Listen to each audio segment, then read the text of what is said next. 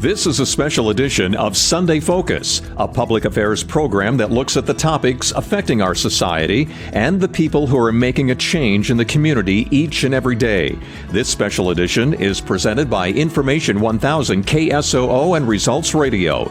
This week, follow along as we educate and inform you on sex and labor trafficking. Now your host, Jeff Harkness. I'm Jeff Harkness, and welcome to part one of a special 5-part series on human trafficking in South Dakota.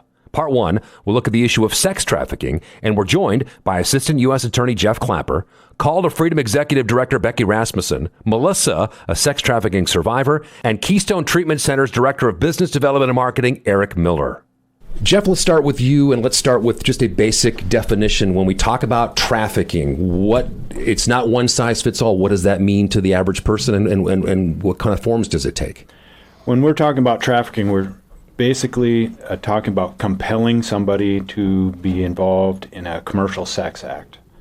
It can take many forms. The statute, the federal code, tries to encompass everything in the chain of commerce, not just your pimps, but anybody that assists them to helping transport, harbor, and even the customer.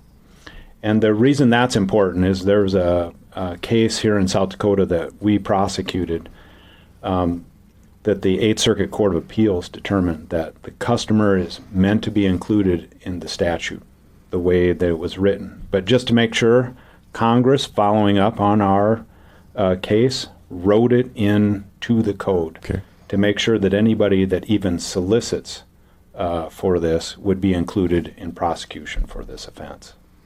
Because it takes on so many forms, is the law